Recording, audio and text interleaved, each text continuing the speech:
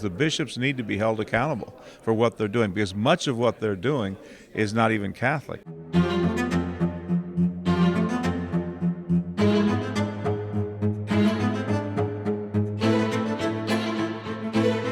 Hello, everyone, and welcome to this edition of the Michael Voris Show. I'm your host, Michael Voris, and one of the things I like to talk about today is why the media is so successful in corrupting people's minds. And we're going to use as an example of this. We're going to sort of revisit a little bit of what happened in Washington, D.C. at our Deposit of Faith Coalition press conference we had. It's important to keep honest media. I know there aren't many of them, but it's important to keep honest media informed of things so that they can help keep check of corruption. And that's the whole reason that the press, the media, is the only job or profession protected in the Constitution.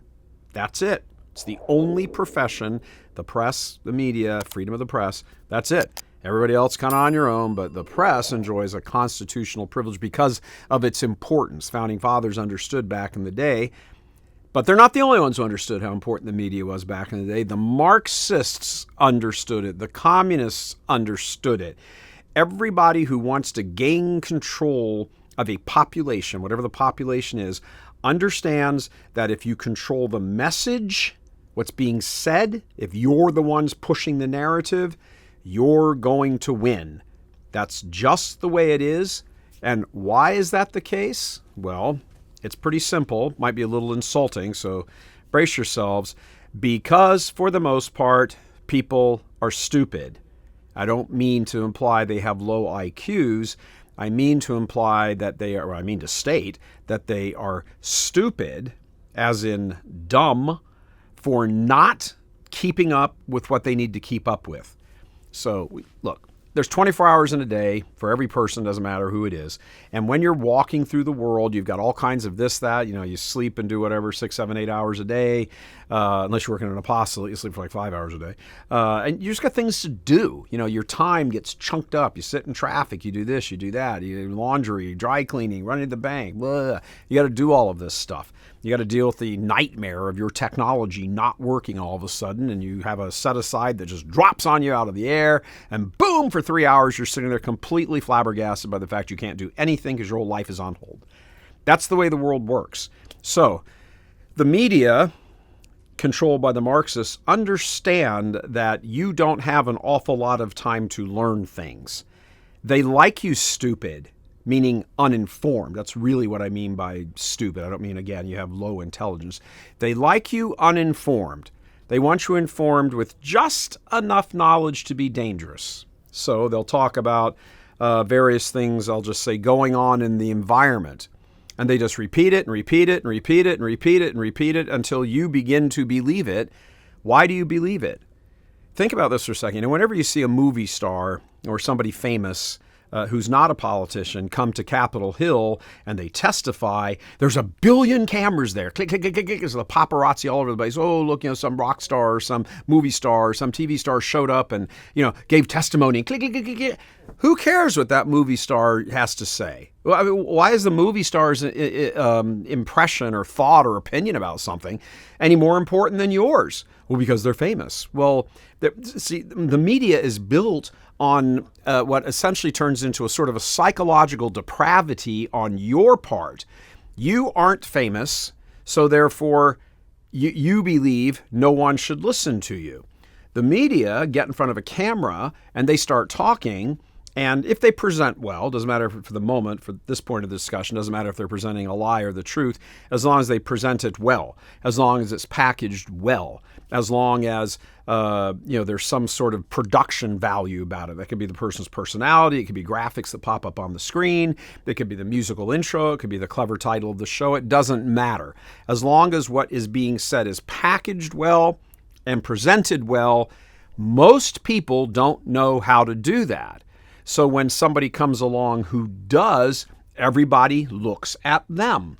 So a movie star or somebody who's famous goes and testifies in front of Congress on something, and they're saying a bunch of garbage, but all the TV cameras and the paparazzi, a famous movie star, they went and testified in front of Congress today. Again, why? Who cares? Who cares? Their opinion means absolutely nothing unless they're an expert in that field. And frankly, most movie stars aren't experts in very much except, their own sort of self-glorification. So I suppose if there's a U.S. congressional hearing on self-glorification, they should trot all of Hollywood out there. But as far as I know, there hasn't been a congressional hearing on that topic.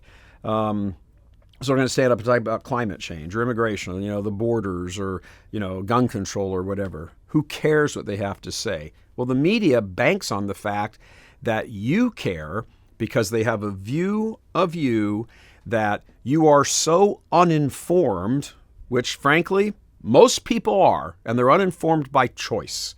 It's not an accident you're uninformed. It's how you divvy up your time. When you have free time, are you keeping yourself abreast of what's going on? Are you listening to varying points of view? Are you hearing this? Are you hearing that? Are you reading this? Are you researching? You say, well, I don't have time for that. I got to take the kids to the soccer match. Well, you know what? You need to make time for it.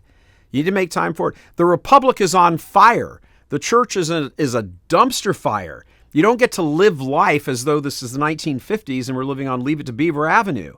We're not. The whole civilization is collapsing around us. They're throwing people in jail and charging with crimes for refusing to use somebody's pronouns. And you think it's perfectly fine to just kind of move on about your life as the most important thing I gotta do is get the kids to the soccer game. Stop sending them to soccer camp, for goodness sakes. Sit down and teach them about the world that's falling apart around them. This whole idea that the media is so dominant is true. It is dominant and it is the truth because of you, because of me. Because you don't do enough to dispel what's being told to you. You're busy, you have your life prioritized incorrectly. And so the media can say whatever it wants. Russia, Russia, Russia. Russia, oh, President made a call to the Ukraine. Oh, that's all you need to hear. Oh, yeah. And that's all people hear. This is something I found out very early in my career in journalism. I don't think any of this has changed. When a news story, this is a print story, is presented and you see the headline, I might be off 1 or 2 percentage points, but you get the idea. 96% of the people never read beyond the headline. Another 2 to 3% read the first paragraph, maybe trail into the second paragraph, and the remaining 1% get all the way to the end of the story. That's pathetic. It's pathetic. You have a civic duty to understand what's going on in your country, and you have a religious duty to understand what's going on in the church. And the people who are who have occupied, talk about, the occupation, occupied the media and taken control of it, have weaponized that media and have been able to weaponize that media because they understand you don't care enough. So they've got the winning hand right there, and the winning hand was dealt to them by you. Thank you for watching The Michael Voris Show. If you'd like to watch the entire episode, please head over to churchmilitant.com and sign up as a premium member. If you need to sign up to become a premium member, go to churchmilitant.com/go premium.